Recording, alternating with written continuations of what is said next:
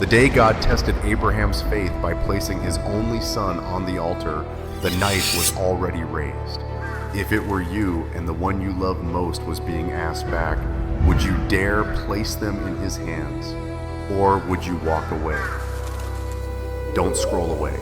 I invite you to stay with this video until the end.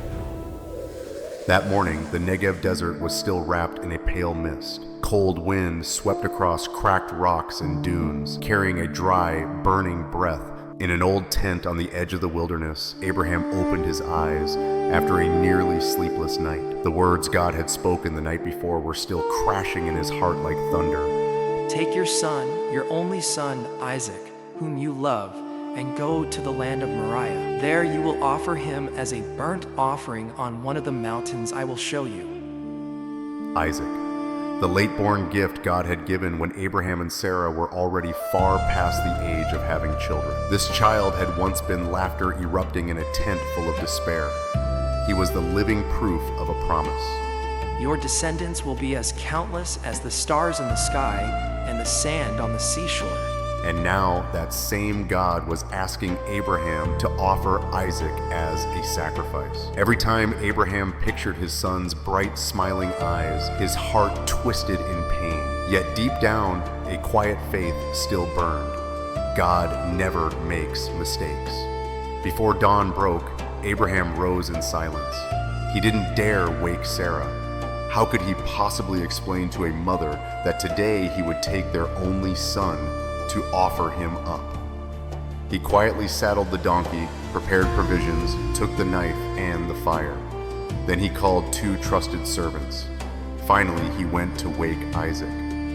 Father, are we traveling far again today? Isaac's voice was still sleepy, but his eyes were already shining with excitement. Going on a journey with his father was always his favorite thing. Yes, Abraham answered softly.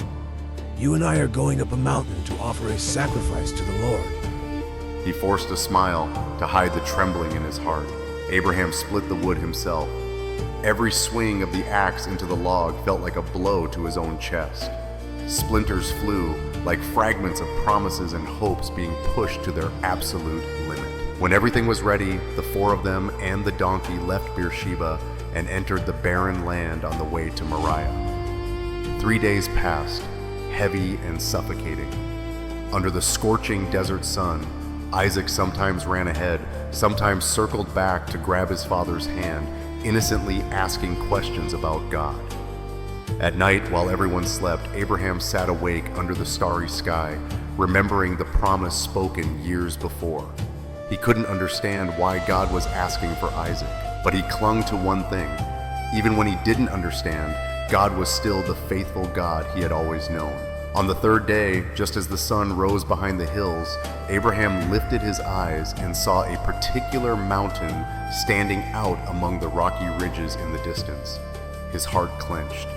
He knew this was the place God had chosen. He stopped and turned to his 2 servants. Stay here with the donkey. The boy and I will go over there to worship the Lord, and then we will come back to you. Those words weren't just to reassure the servants.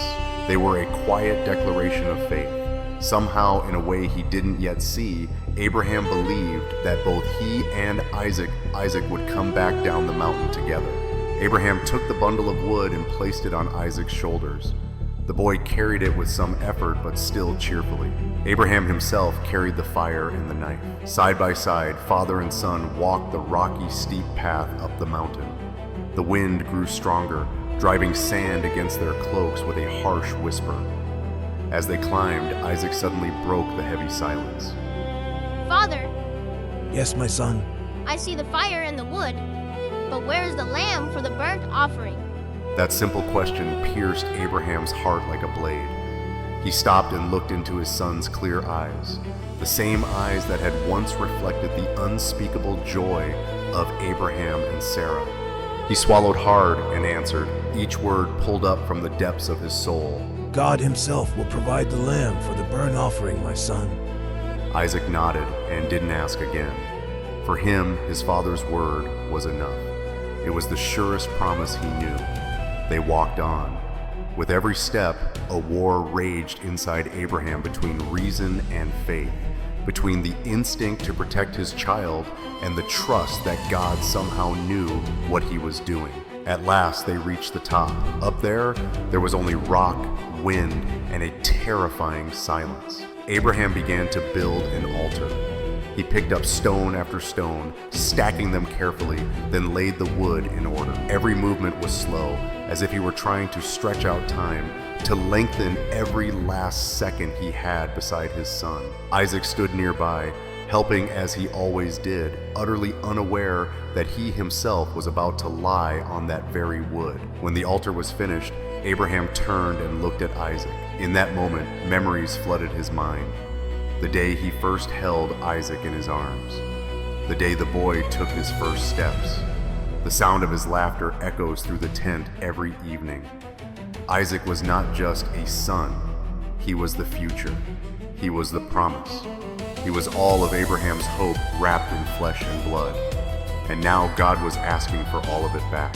Isaac, my son, Abraham's voice shook. come here. Isaac walked over, obedient as always.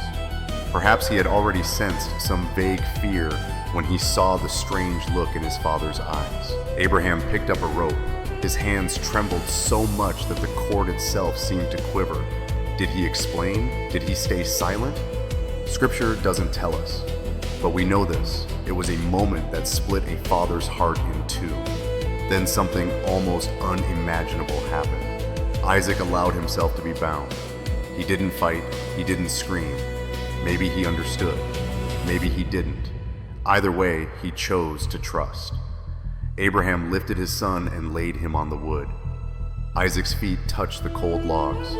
He looked up at the sky, a vast, calm blue, where clouds drifted slowly by, as if unaware that a human heart was being torn apart beneath them. Abraham stepped back. His hand closed tightly around the sacrificial knife. His whole body shook. He raised his eyes toward heaven, where God still seemed silent. No voice from the clouds, only the howl of the wind and the furious beat of his own heart. He drew in a deep breath and lifted the knife. In the split second before it fell, the whole universe seemed to hold its breath. Then a voice shattered the silence. Abraham, Abraham. He jolted.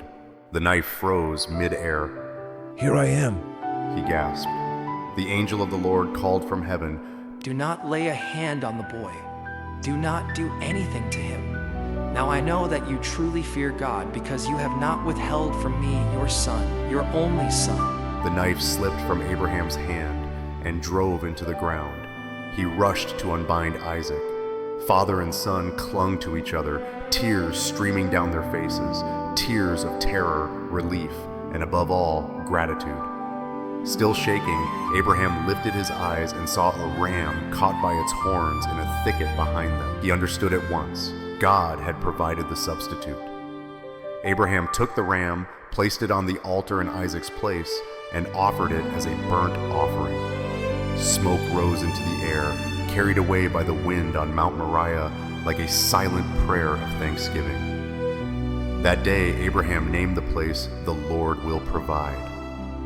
On that wild, lonely mountain, a truth was carved into the story of faith forever. God does not take it to destroy. He asks for everything, so he can give back in ways no one could ever imagine. Once more, the angel of the Lord spoke from heaven. I swear by myself, declares the Lord, that because you have done this and have not withheld your son, your only son, I will surely bless you. I will make your descendants as numerous as the stars in the sky and as the sand on the seashore. And through your offspring, all nations on earth will be blessed, because you have obeyed me. As the sun began to sink in the west, the shadows of father and son stretched long down the slopes of Moriah. They walked down the mountain together toward the servants waiting below. In the days to come, Isaac would certainly ask his father again and again about the God of that day. And Abraham, every time he looked at his son, would remember the moment he almost lost him and the lesson he learned forever. True faith is not understanding everything. True faith is daring to surrender everything.